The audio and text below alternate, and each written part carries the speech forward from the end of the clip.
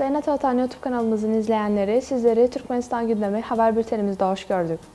Bültenimizdeki haber başlıkları: Türkmenistan ile Rusya gümrük personelinin eğitiminde işbirliği yapacak. Orta Asya Dışişleri Bakanları Japonya'da. Türkmenistan Özbekistan'a muz ihraç etti.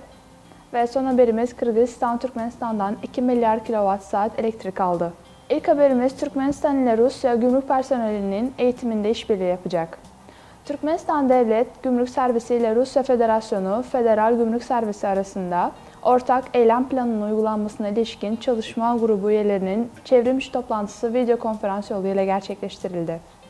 Türkmenistan Devlet Gümrük Servisi'nden yapılan açıklamalara göre, toplantıda çalışma grubu üyeleri Türkmenistan ile Rusya Federasyonu arasında mal ve araç taşırken gümrük işlemlerinin uygulanması için basitleştirilmiş bir prosedürün düzenlenmesi, gümrük suçlarıyla mücadelede işbirliği ve eğitim konusuna değinildi.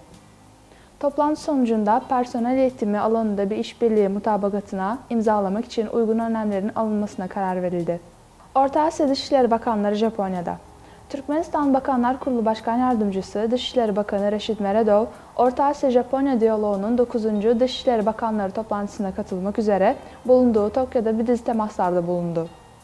Aralarında Türkmenistan Dışişleri Bakanı'nın da bulunduğu Orta Asya Dışişleri Bakanları, Japonya Başbakanı Fumio Kishida ile görüştü. Görüşmede taraflar, Japonya ile Orta Asya ülkeleri arasında siyasi, ticari ve ekonomik alanlarda işbirliğine ilişkin görüş alışverişlerinde bulundu. Dostluk ve karşılıklı güvene dayalı ortaklığı ve karşılıklı yarara dayalı işbirliğini daha da derinleştirmeye yönelik ortak niyet ve taahhüdün, Orta Asya ve Japonya diyaloğu çerçevesinde çok taraflı işbirliğinin daha ileri ve ilerici gelişimi için sağlam bir temel oluşturacağı vurgulandı. Aynı zamanda Orta Asya Dışişleri Bakanları, Japonya ile bölge devletleri arasında diplomatik ilişkilerin kurulmasının 30. yıl dönümü anısına 24 Kasım 2022 tarihinde kurulan Orta Asya ülkeleri ile Japon Dostluk Parlamenter Birliği üyeleriyle bir araya geldi. Çeşitli siyasi partileri temsil eden Japon parlamentosunun her iki meclisinin üyeleri bu birlikte temsil edilmektedir. Bunun yanı sıra Türkmenistan Dışişleri Bakanı Reşit Meredov, Japonya Ekonomi, Ticaret ve Sanayi Bakanı Yoshitoshi Hishimura ile görüşecek. Türkmenistan ile Japonya arasında ekonomik ortaklığın stratejik, sürdürülebilir ve uzun vadeli alanları masaya yatırıldı.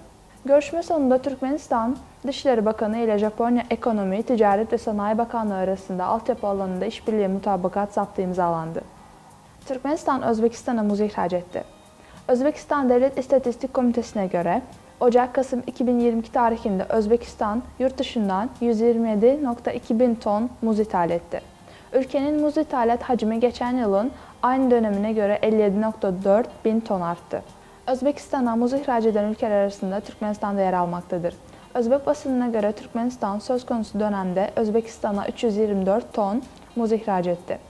Özbekistan'a muz ihraç eden ülkeler sıralaması: ilk sırada Ekvador 125.9 bin ton, ikinci sırada Kazakistan 426 ton, üçüncü sırada Türkmenistan 324 ton, dördüncü sırada Türkiye 197 ton, beşinci sırada Hindistan 144 ton, altıncı sırada Kırgızistan 99 ton ve son olarak Çin 19 ton.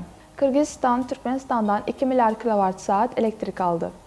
2022 yılının 10 ay boyunca Kırgızistan, Türkmenistan ve Kazakistan'dan 2.6 milyar kWh elektrik ithal etti. Kırgızistan'ın Ulusal İstatistik Komitesi'nden yapılan açıklamaya göre 2 milyar kWh'den fazla olan ana hacim Türkmenistan'dan geldi.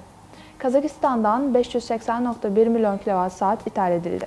Geçen yılın aynı dönemine göre Türkmenistan'dan yapılan ithalat 6 kattan fazla, Kazakistan'dan yapılan ithalat ise %7 arttı. Kazak elektriğinin maliyeti 1 kW başına 1.57 som idi. Türkmenistan'dan kW başına 2.47 soma mal oldu. Kırgızistan bu yıl Özbekistan'dan elektrik almadı. Geçen yıl Ocak'tan Ekim'e kadar 504.3 milyon kWh Özbekistan'dan elektrik enerjisi alınmıştı. Sayın Atavatan YouTube kanalımızın izleyenleri, Türkmenistan ile ilgili Türkçe haberlerimizi atavatanturkmenistan.com haber sitemizden takip edebilirsiniz. Haberlerimizi haber sitemizin Türkçe bölümünde yayınlıyoruz. Teşekkürler.